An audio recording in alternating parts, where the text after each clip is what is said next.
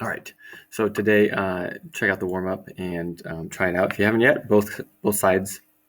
And we'll take a look at these two questions here. These are good exam-style questions that are a review of what we've done so far. The second warm-up, second question does have some stuff that we haven't talked about this year, but you've seen in geometry. So check out the warm-up and then check your answers with the video. Okay, so for this first one, you need to basically just calculate this whole value by plugging in these values here. So x 45, a is 18, b is the square root of 2. And so this is just a pretty messy calculation that you can there we go. That you can type in all at once. And so for some of you that have a calculator that can handle the math type, that's great. I'll show that here in just a second. But some of you are going to have to just type this out kind of all in one line, or you could do it part by part, right? If you calculated the sine of 2 times 45 and then plus the b. The important thing to realize here when you're calculating and plugging these things in is that the part here, right? So that's where the parentheses are for the sine and the tangent functions. So when you plug in, you need to make sure you have a parenthesis that ends here, because you don't want to include that plus b, that plus root 2 as a part of that sine function. So if you type it all out, notice how it's just one long line. I started with parentheses. I opened another parenthesis, as you can see in the equation or in the expression itself, but that I open that first parenthesis in order to make sure the numerator is in the numerator, right? So open a parenthesis, and then I typed in all of that. Notice how I closed that parenthesis after the 45, and that plus root 2 is on the outside of the sign. If you're scrolling all the way down here, the second parenthesis in the numerator is there, and then this parenthesis here is to just close off the numerator completely. So then that way when you divide, you're dividing by then, notice I started the whole denominator with parentheses, you're dividing by that whole quantity. Okay, so when in doubt, include parentheses. So this is what this is what I have in that calculation, is those extra parentheses around the numerator and denominator. Okay, so for part A, it's find the exact value. Here you can see it when you hit enter. If you do part by part, hit enter, 0.003125. And then for part 1, you're rounding to 3 decimal places and then 3 sig figs. So notice how that answer is different. 3 decimal places versus 3 sig figs. And then your percent error calculation, again, making sure that you are dividing by the exact. Okay, so dividing by the exact value. All right. The second warm-up question, again, another exam-style question, a little bit of coordinate geometry here. If you need a reminder, so remember the coordinates.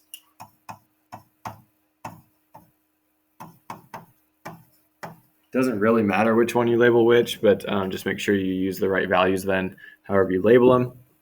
So x1, y1, x2, y2. And then for part B, you're going to take your answer from part A, correct to 1 decimal place, and then write your answer from part B in the form scientific notation. So just be careful there. Make sure you are using, so you get 105, right? That would be the 3 sig figs. 1 decimal place is 105.5. And then that is the answer that you need to be writing in scientific notation. It would not be correct. You would get a mark off if you wrote 1.05 times 10 to the second. So typically when you write an answer in scientific notation, it's worth 2 marks, 1 for the value of the A or the decimal number here, and then 1 for the exponent part. So this would be incorrect. Okay, you get 1 mark off. Right, 2 marks, right? So that question was worth 2 marks, 1 part for each, right? 1 for the value of A here, 1 for the exponent part. All right, so the rest of today, we're going to do a couple problems together. So it's up to you. If you want to work through this, the practice handout, the in-class practice handout on your own, that's fine. And then come back and for ones that you need. I'm not going through every single one, but there are a few that I'm going to highlight here in this video. The answer key is on Canvas as well for the rest. And then we are going to take a look at the end of this video If you're good on everything else on that handout, the end of this video does have the number 9 for the unit application questions, right? So we'll go through that one here together, and you should have that one 100% correct when we get to grading, not today, obviously, but a week from today, right? So August 31st. All right. So real quick here, just number 1 on the front side of that, the 1.5 in-class practice. Pythagorean theorem, just real quick. Again, make sure you have it. Pythagorean theorem, the hypotenuse is always the side opposite the right angle. Plugging in the values that we know, and then solving. You can do this calculation all first, and then do the square root. All right, so square root of 317.84 is then 17.8 meters, and that would be 3 sig figs, right? Which also could, you should have rounded to 1 decimal place, which worked out because that is 1 decimal place as well. But do be careful that you're rounding to the right place, okay, or significant figures. Okay, so I was saved. This is 3 sig figs, but it's also 1 decimal place. All right, so you get the rest of these. You can go ahead and practice those as you need to. Check them with the key on Canvas. This one, take a moment and try this one if you haven't yet.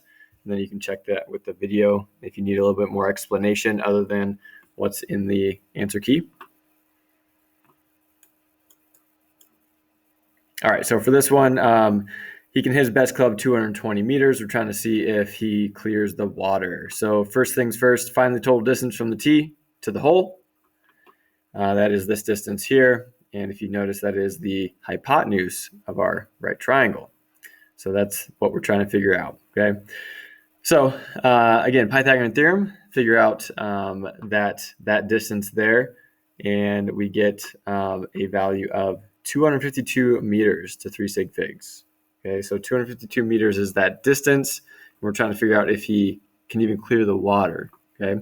So he can hit his best club is 220. The hole is 15 meters from the edge of the water, so we need to subtract now that 15 from 252. There it is.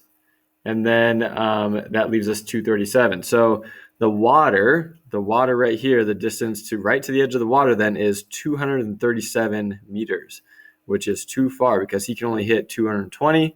So no, he will not clear the water. He's going swimming. All right, this one real quick, just to find some missing sides here. If you have one of the sides and an angle. So again, with a right triangle, as long as we have 2 pieces of information, we can solve for everything else. As long as that 2 pieces of information is other than the right angle, right? So we know this is a right angle. It's not marked, but they tell us it is, right? So as long as we have 2 pieces of information other than the right angle, we can solve for the rest of the triangle. Here we're going to solve for the 2 sides. So in relation to the angle they do give us, we know this is the adjacent, opposite, and hypotenuse. And based on that, we're going to solve for z first. So z is using the cosine function, right? Cosine equation, adjacent over hypotenuse. So z over 9. And then solve that, we get 9 times cosine of 61.2. Do make sure your calculator is in degree mode. Double check if you're not sure, and then you should get this value after this calculation. For the opposite, it's a sine relationship. So in relation to this angle, we have the opposite. We're trying to solve for the opposite, and we know the hypotenuse. So similar setup in terms of solving, 7.89 meters. These, again, you can go ahead and practice or check with the answer key. We're not going to do any more of those. And same with these. Okay, some of these were from previous slides as well. Okay, this one, I do want you to take a moment and try this one if you haven't yet. So pause the video and try it out, and then we will check this one out.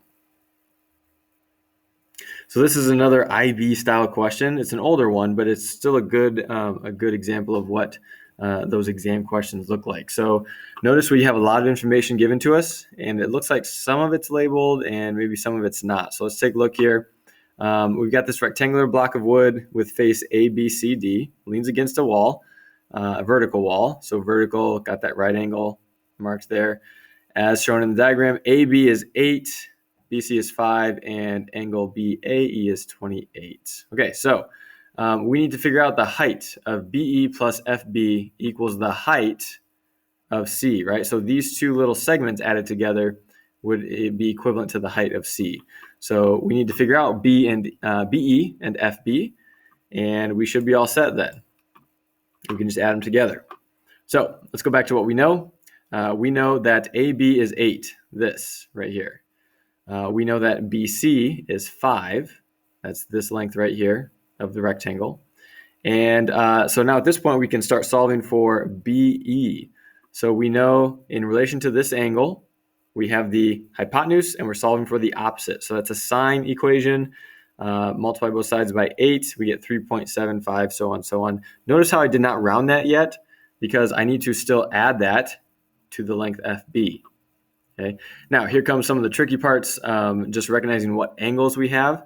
So in the rest of this triangle, BEA, we can actually calculate this angle, right, the remaining angle in there by taking 180 minus 90, which is the right angle, minus 28.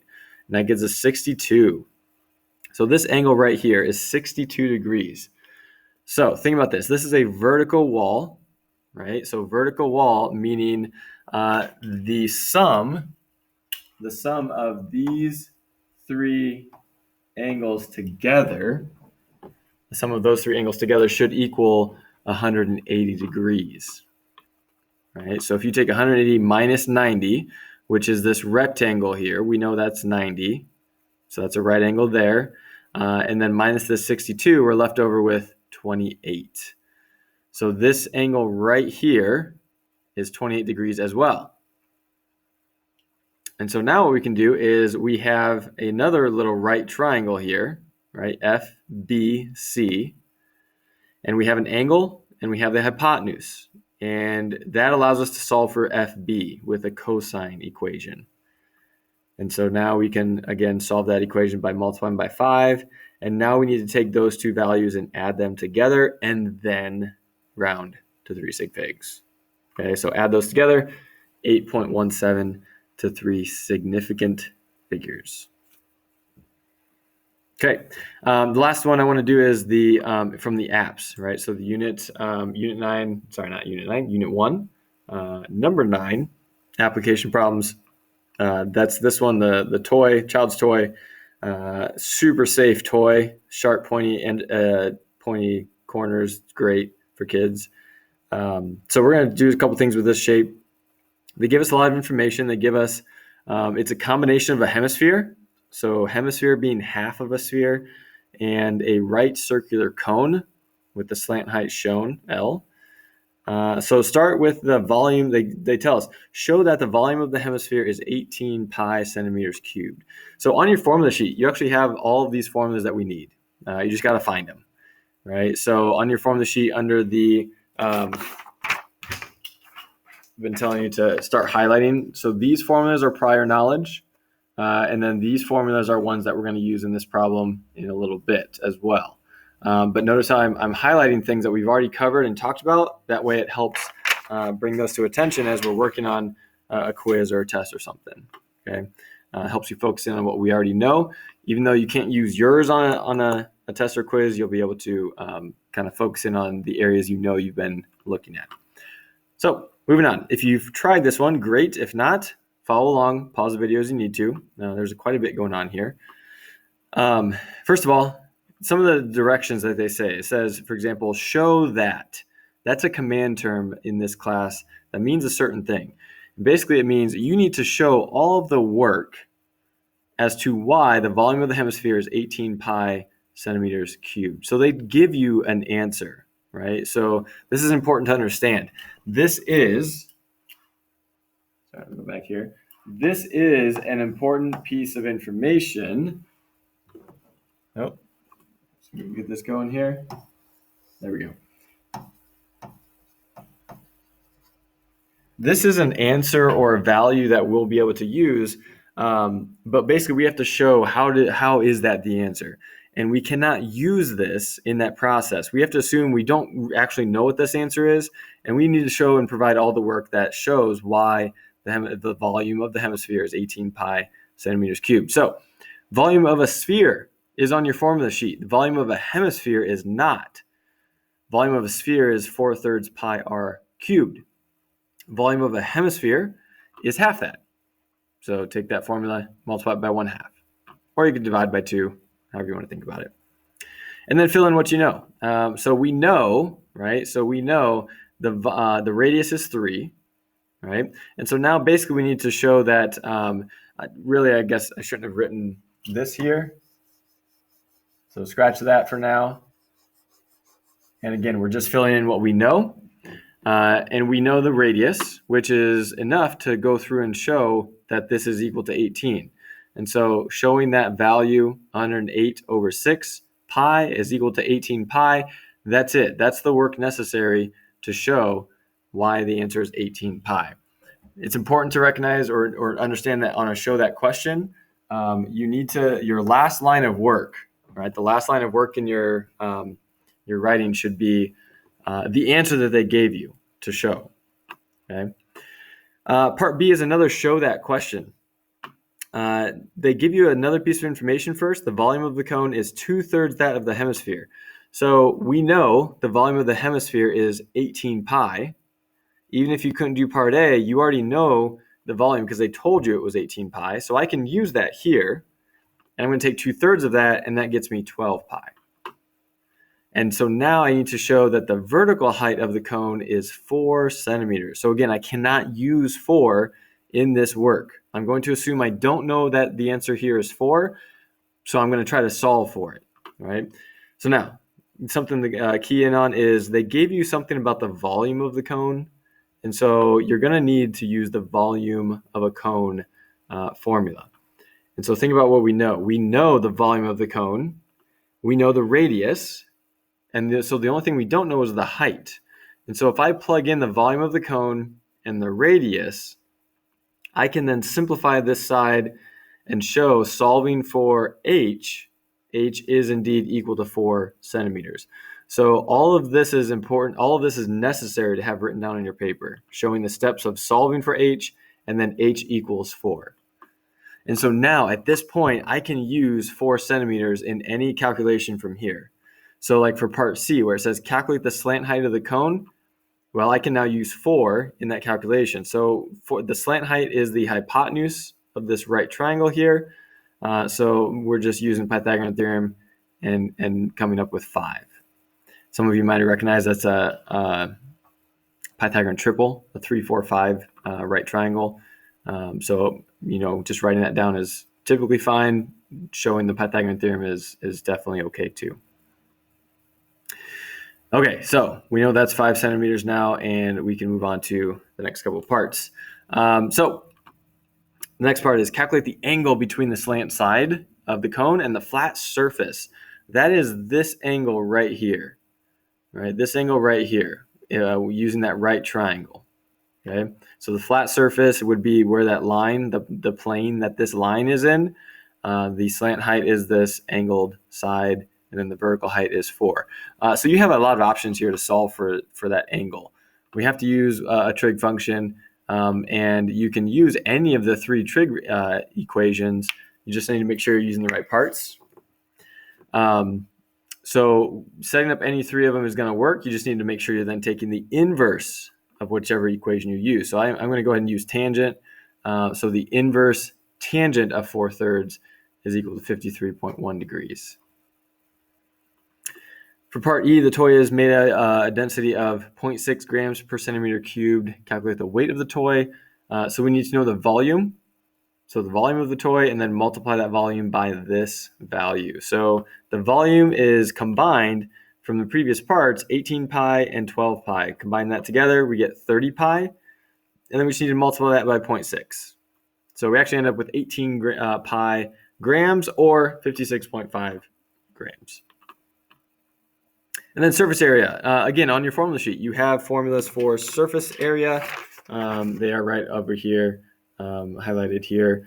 Surface area of the cone curve, as it's labeled on your formula sheet, is just pi RL. So we know the radius, we know the slant height, plug those in, And then the surface area of the hemisphere.